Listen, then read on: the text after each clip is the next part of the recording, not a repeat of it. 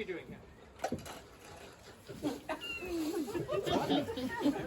That's what you're doing? You sure?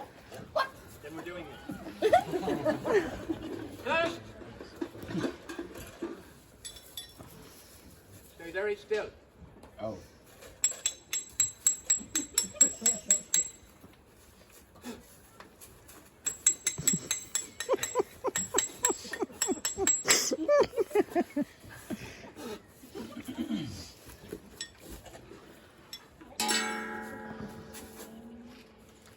That's better. All right. Take the golden egg, each of you. It has come from the buttocks of the all-seeing goose. Now, when I say go, shake them rapidly. Go. Stop. Go. Stop. Go. Stop.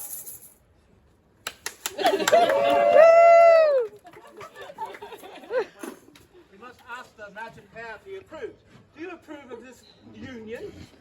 Oh, yes, I do, I sure do, yes, I do. Wonderful. The rabbit test is successful. Now, let's re-get my notes, and if you excuse me, I have to put on my spectacles.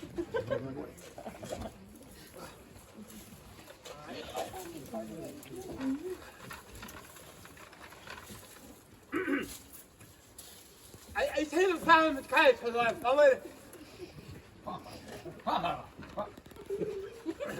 Och kan inte bli för mig det var ta för barn och för barn och läsa. Here.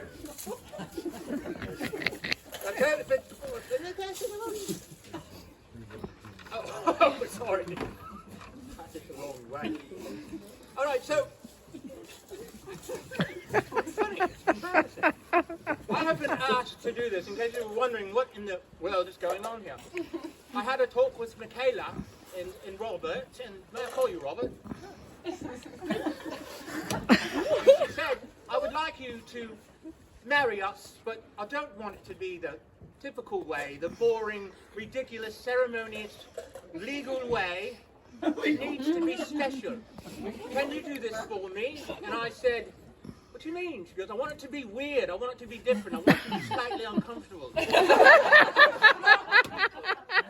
want to shock people. And I said, well, I don't have a weird bone in my body. So I agreed.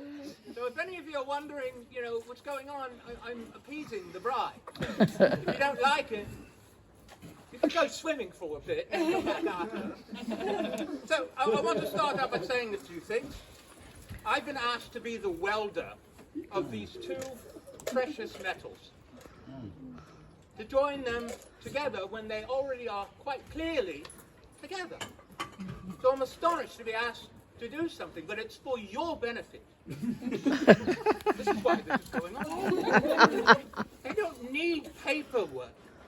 They don't need me to say, I now pronounce ye main wife and by the laws and all that nature. They've made this decision. In the kingdom of the animals, like I have two ducks, a male and a female, they are quite clearly together. Sometimes it's shocking. There was no ceremony. I didn't go to them and, excuse me, do you have your bill for the wedding? Where's your proof that you're married? Where's your ring? And the ducks are, I speak duck. We don't need this. It's clear here. Before God. Here. Before God. That is where the bonds are. That is where the union is. The love here is the paperwork. We don't need permission for this union. We do not need permission to bind sacred objects together. The sun and moon don't ask permission. They just do it. Isn't that correct? All right, let's see. Where was I? Yes, okay. Blah, blah, blah. Oh, yes. And I like how they say in ceremonies, until death do you part. So what do you do? So does that mean when you die, you're suddenly divorced? No. When a caterpillar sheds its last skin and curls up into its chrysalis, talking about a butterfly, by all means it's dead. A little packet of liquid suddenly emerges weeks later in a different form. And instead of crawling slowly, it flies. It spreads its beautiful wings. So not until death do you part. I've reworded that until in death frees us to love eternally. Once you are rid of your biological robot that the soul drives around like a little submarine in this realm, does not mean that's the end. Because the energies that's in each of us that makes the heart beat and the mind work and the dreams become realities is what drives us. I see death as not the limit. Just wait. Whoever goes first, just wait. When you cross the bridge, one of you is going to be there going, where were you? It's late. This is an eternal love. I see that. Shed the mortal coil all you want, but this is eternal love. This is a love from eons ago, from the beginning of it all. I see it. I see it in you. I want you to think about this. When we are born, what do we do? What's the first thing we do? Cry. We inhale. When we die, what is the last thing we do? We exhale. So life is just one breath. What you do in between the first inhale and the last exhale is very important. No material thing matters when you're in that state and you're ready to cross the bridge. It doesn't matter the money, it doesn't matter the house, it doesn't matter the cars. It's this union with people you love, that matters. That's what matters. That's what you take with you. That's the currency of your soul. That's your savings account. That's where the true gold lies. So live your life in such a way that you've got gold in here. By meeting such beautiful people as you, you've made me very rich. If I may ask the holder of the sacred circles to come forward. No, not yet. Now I'm going to ask that the groom step over house.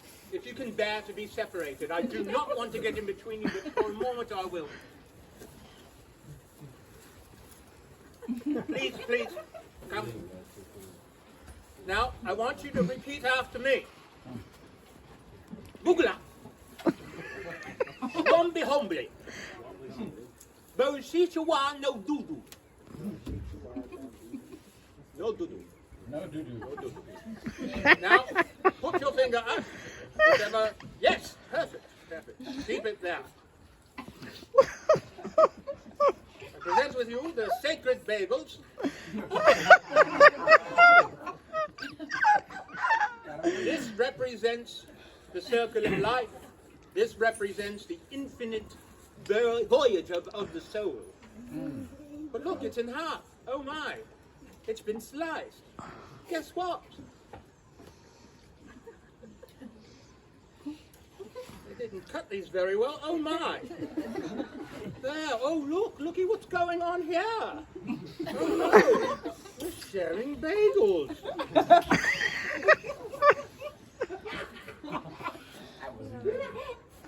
Looky there. Looky there. Two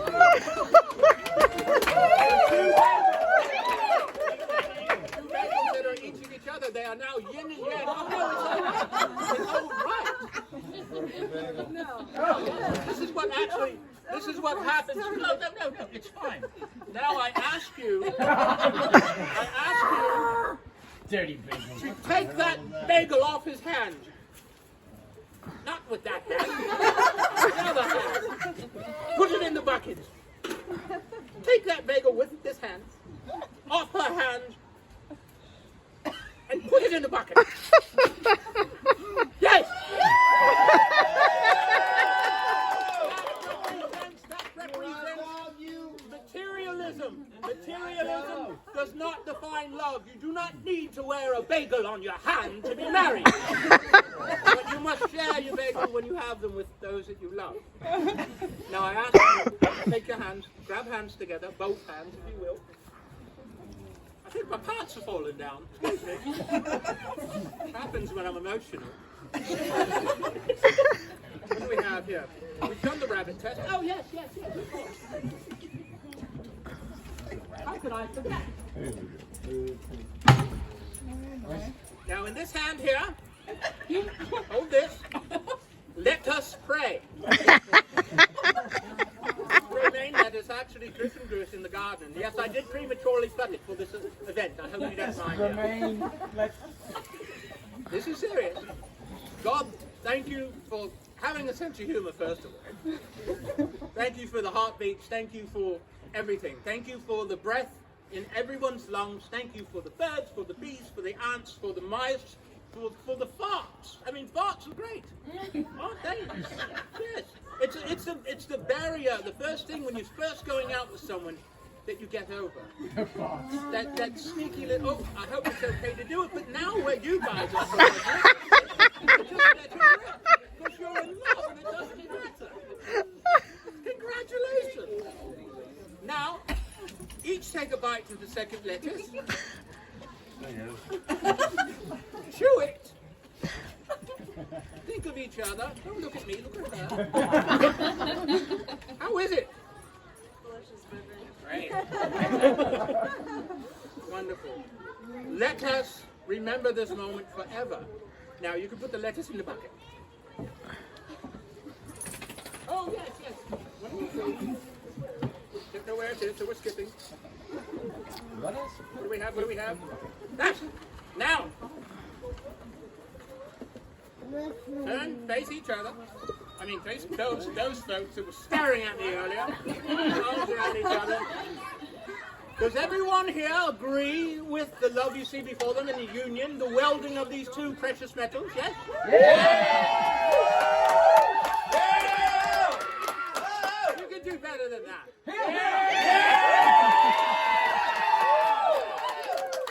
Now, if I may, for one serious note, and then we're going to be done with this. Thank goodness, right? I want to read one of my favorite love poems. It's so abstract and weird, you're going to love it. But it's by someone you may be familiar with, E.E. Cummings. It's a beautiful, beautiful poem, and I hope... Should I yell at them? I'm going to wait. I'm going to wait just for the happy people to move a bit away, because I want you to really listen to this poem, okay? And you'll have to forgive me. I'm going to have to put on my bifocals. I hope I have them. Yes.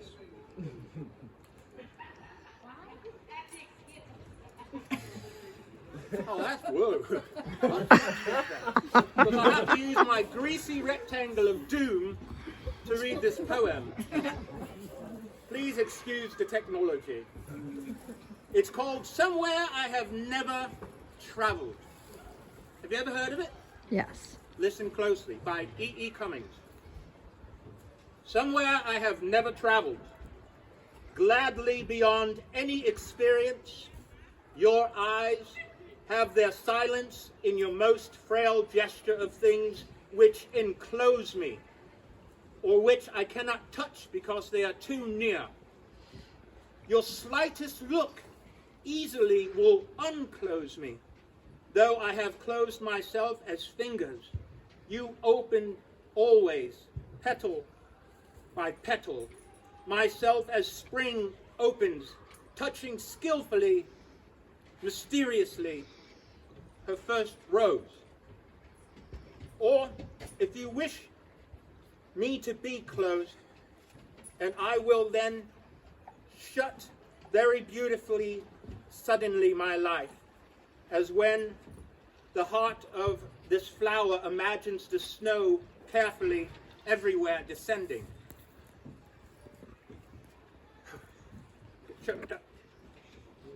Nothing which we are to perceive in this world equals the power of your intense fragility, whose texture compels me with the color of its countries, rendering death and forever with each breathing.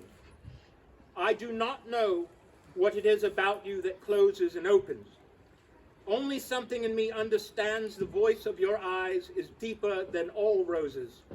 Nobody, not even the rain, has such small hands. I love you both. I love you dearly. Welcome. The bride and groom, Rob and Michaela. I know you've kissed many times before, but kiss in front of these beautiful, beautiful souls. Let them see your love. It's quite obvious. I'm honored to be here and do this, and I hope it was ridiculous enough for you. I introduce you, the bride and groom.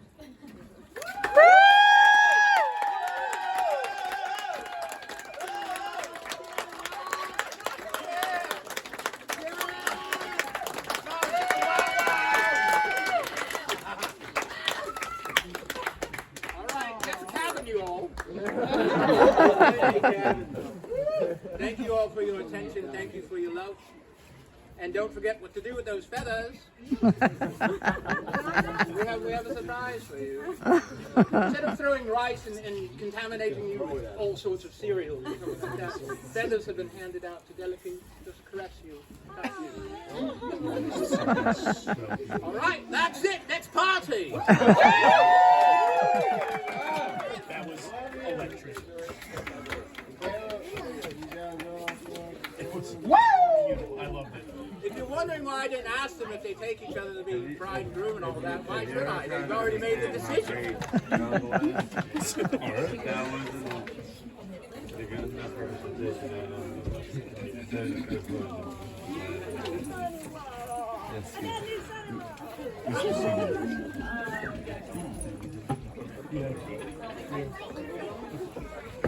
I don't know how to explain it.